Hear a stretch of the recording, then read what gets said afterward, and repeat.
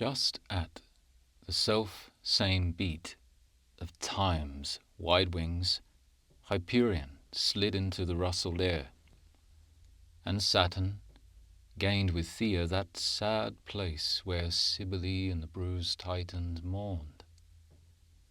It was a den where no insulting light could glimmer on their tears, where their groans they felt but heard not, for the solid roar of thunderous waterfalls and torrents hoarse, pouring a constant bulk uncertain where.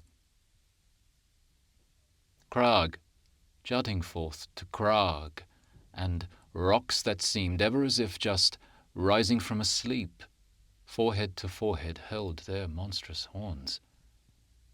And thus, in thousand hugest fantasies, made a fit roofing for this nest of woe. Instead of thorns, hard flint they sat upon, couches of rugged stone and slatty ridge, stubborn with iron. All were not assembled, some chained in torture, and some wandering, Ceus and Gyges and Briareus, Typhon and Dolor and Porphyrion, with many more, the brawniest in assault, were pent in regions of laborious breath, dungeoned in opaque element to keep their clenched teeth still clenched, and all their limbs locked up like veins of metal, cramped and screwed, without emotion, save of their big hearts heaving in pain, and horribly convulsed with sanguine, feverous, boiling gurge of pulse. Mnemosyne was straying in the world. Far from her moon had Phoebe wandered, and many else were free to roam abroad, but for the main here found they covert drear. Scarce images of life, one here, one there, lay vast and edgeways, like a dismal cirque of druid stones upon a forlorn moor, when the chill rain begins at the shut of eve in dull November, and their chancel vault, the heaven itself, is blinded throughout night. Each one kept shroud, nor to his neighbour gave or word or look or action of despair. Creus was one. His ponderous iron mace lay by him, and a shattered rib of rock told of his rage. Ere he thus sank and pined, Iapetus another, in his grasp a serpent's plashy neck, its barbed tongue squeezed from the gorge, and all its uncurled length dead, and because the creature could not spit its poison in the eyes of conquering Jove. Next, Cottus, prone he lay, chin uppermost as though in pain, for still upon the flint he ground severe his skull, with open mouth and eyes at horrid working. Nearest him, Asia, born of most enormous calf, who cost her mother Tellus keener pangs, though feminine, than any of her sons. More thought than woe was in her dusky face, for she was prophesying of her glory, and in her wide imagination stood palm-shaded temples and high-rival fanes, by Oxus or in Ganges' sacred isles, even as hope upon her Angelines. So leant she, not so fair, upon a tusk shed from the broadest of her elephants, Above her, on a crag's uneasy shelf, upon his elbow raised, all prostrate else, shadowed Enceladus. Once tame and mild as grazing ox unworried in the meads, now tiger-passioned, lion-thoughted, wroth, he meditated, plotted, and even now was hurling mountains in that second war, not long delayed, that scared the younger gods to hide themselves in beast or bird. Not far hence, Atlas, and beside him prone, Phorcus, the sire of Gorgons, neighboured close Oceanus, and Tethys, in whose lap sobbed Clymene among her tangled hair. In midst of all lay Themis, at the feet of Ops, the queen, all clouded round from sight. No shape distinguishable, more than when thick night confounds the pine tops with the clouds, and many else, whose names may not be told. For when the Muses' wings are airward spread, who shall delay her flight?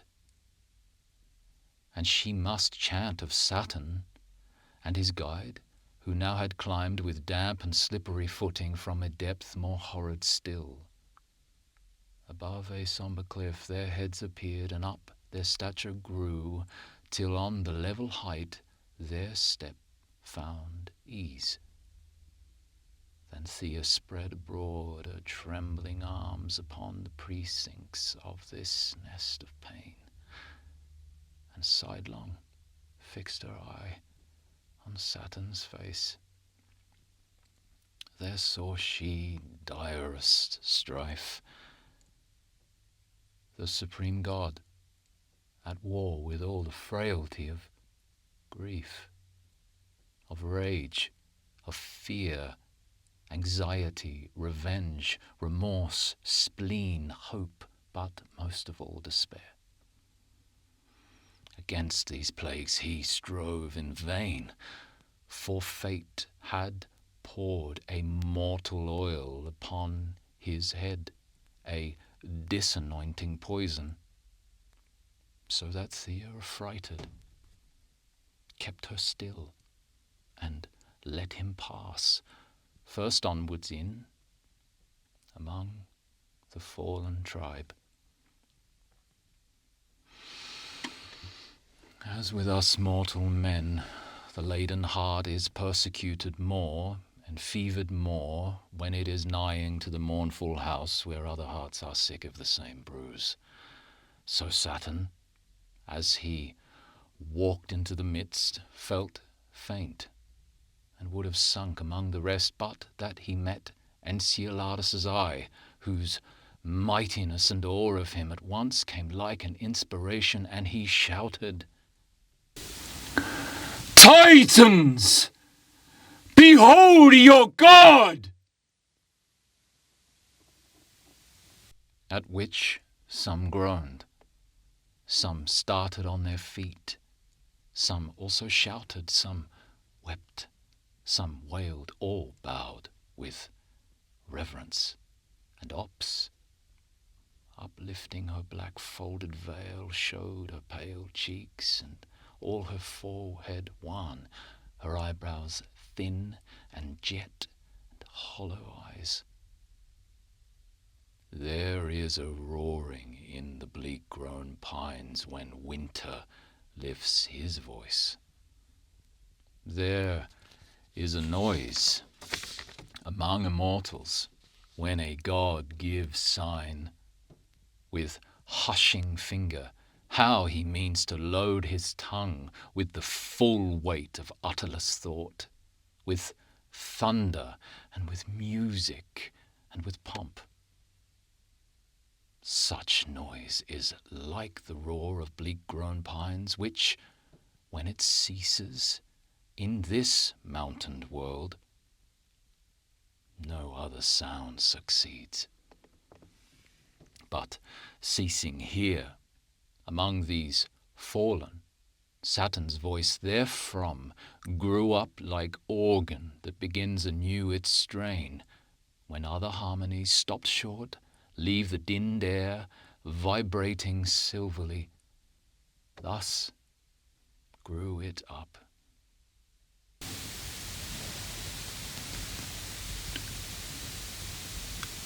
Not in my own sad breast, which is its own great judge and searcher out, can I find reason why ye should be thus.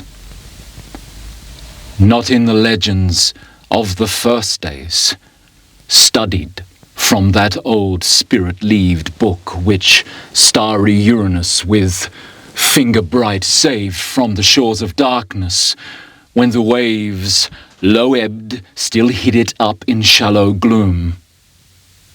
And the which book ye know I ever kept for my firm-based footstool. Oh, infirm! Not there, nor in sign, symbol, or portent of element, earth, water, air, and fire, at war, at peace, or interquarreling, one against one, or two, or three, or all, each several one against the other three. As fire with air loud warring when rain floods drown both, and press them both against earth's face, where, finding sulphur, a quadruple wrath unhinges the poor world. Not in that strife, wherefrom I take strange lore, and read it deep, can I find reason why ye should be thus. No, nowhere can unriddle, though I search and pore on nature's universal scroll, even to swooning. Why ye, divinities, firstborn of all shaped and palpable gods, should cower beneath what, in comparison, is untremendous might, yet ye are here. Overwhelmed and spurned and battered, ye are here. O Titans, shall I say, arise! Ye groan. Shall I say, crouch? Ye groan. What can I then? O heaven wide, O unseen parent dear, what can I? Tell me, all ye brethren gods, how we can war, how engine our great wrath. O speak your counsel now, for Saturn's ear is all a-hungered.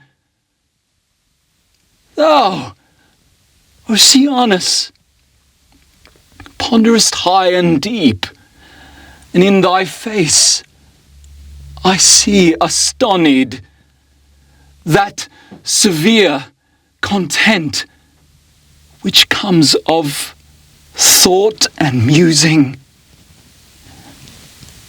Give us help.